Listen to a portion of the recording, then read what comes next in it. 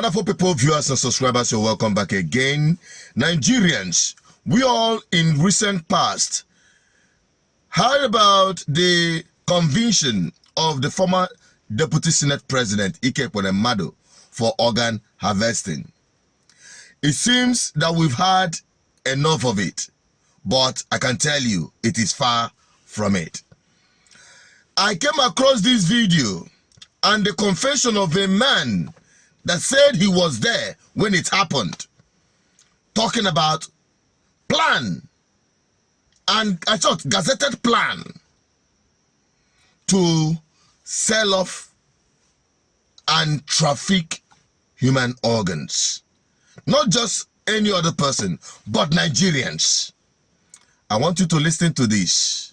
I'll be right back. This was a trick, and we know for sure that this was headed by an international organ trafficking cartel. They funded the National Assembly, of some people estimate to the tune of 6.2 billion US dollars. They also bought all the Nigerian government, federal government hospitals at the cost of 3.2 billion US dollars. They even offered to buy all the Catholic hospitals for $2 billion, but the bishops refused that. So this is a well-organized cartel who are actually moving into Nigeria in order to actually buy up, or they have already paid an advance on all our organs. Anybody in the Federal Republic of Nigeria has no entitlement to their organs as it stands today with the law. And we know this for sure, that these are billionaires from the United States who funded this organ trafficking cartel to take the organs of Nigerians.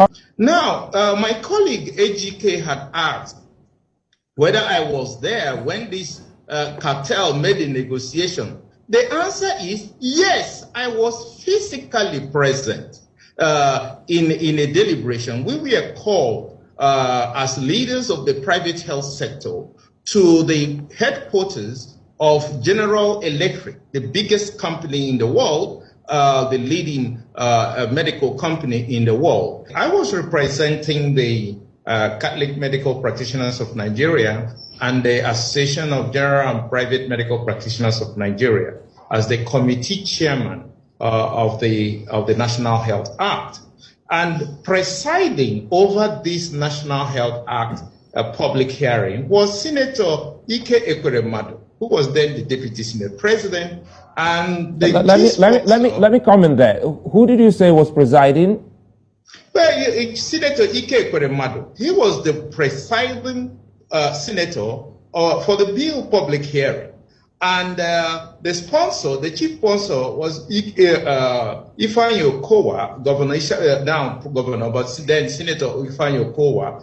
And just sitting by his side was also Dr. Chris Ngige, so who was then a senator. So all of them were there, and I made this argument directly pointing out Section 48, that Section 48 makes an exemption that is impossible. You don't exempt, there is no situation in medicine where you can overrule or say the consent is waived. Consent is never waived. It could be transferred to the next of kin, but it's never waived in any situation. That is part of the Helsinki Declaration.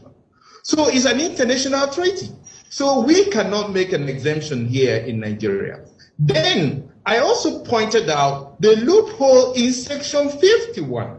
You cannot have the medical practitioner or the medical director of a hospital be the one to authorize that an organ is taken from someone to be given to another person. So it is wrong. You can't give what you don't have. That's a legal principle. Then I pointed out in Section 53 that it is also when you say reasonable cost for reimbursement of reasonable payments. What does that mean? Is 10 million naira reasonable payment for kidney, some people will tell you that too. So you actually legalized the sale of organs in Section 53.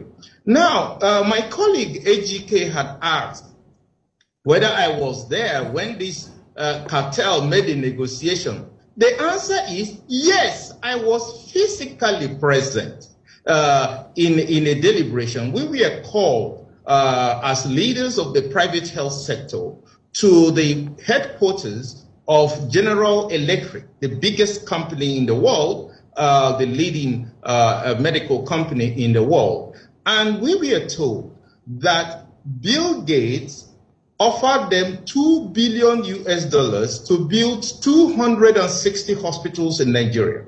So they want us to name our price so that we can be paid off, so we will leave the entire medical system, so that we will not be practicing medicine, we will not be practicing pharmacy, we will not be practicing laboratory science. In Nigeria, no Nigerian will be in the medical profession. And we should just name our price so we will be compensated for. We couldn't believe ourselves. Why would anyone do a thing like that? This was done. I was present. It's not somebody told me.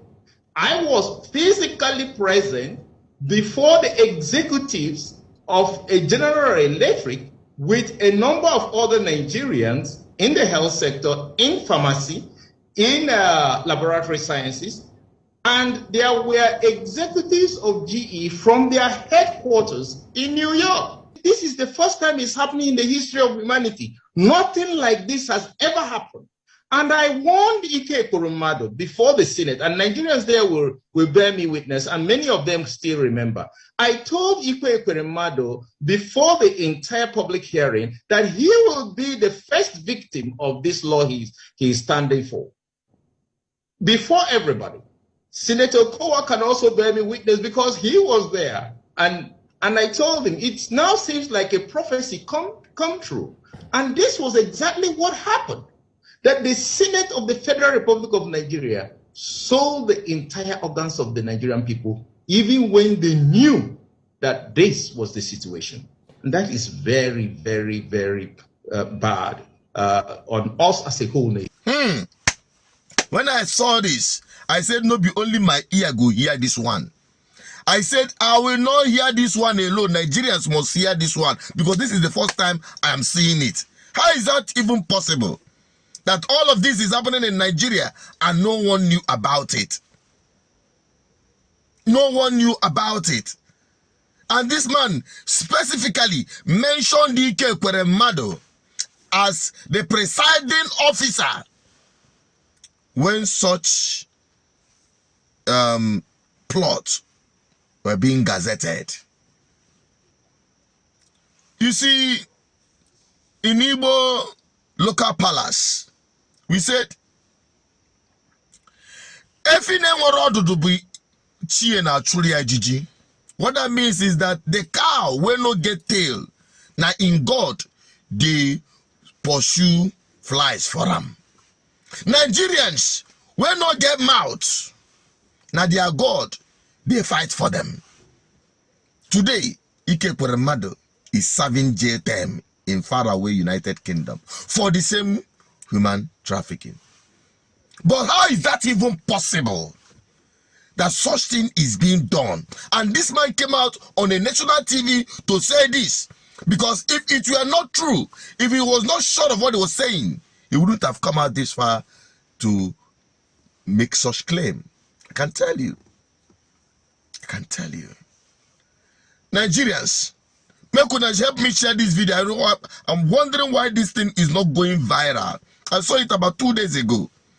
And you knew that for some time now, I've not been updating you guys. Because this mobile studio, this very vehicle, you break it down.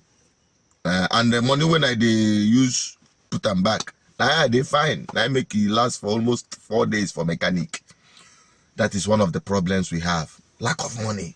Everybody is busy pursuing money. And yet, the people that are dealing with us, that had made our lives miserable. We don't care.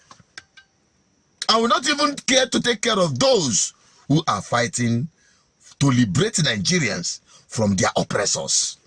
Well, if you touch your heart, I will appeal to you. Make you come to my aid. I am begging you guys, because some of you may think, oh, this guy is making so much money on YouTube. Please come and make money from YouTube. I understand that it is not as you think. We need your support. Without your support, this platform will go down. I know how many political class that wants to buy up this platform. They are pressing our neck because the truth where we talk here, they hit them hard. And we're opening the eyes of Nigerians, and we cannot depend on the same people for this platform to continue feeding you with the right information, unadulterated truth. So I'll be making an appeal, not because of this vehicle, but for a camera that we need badly to serve you better. I'm just an advocate for good governance. Help me share this video. And what is your thought on what you just heard? Bye-bye for now. Don't forget to subscribe if you have not. Share for everyone to see this.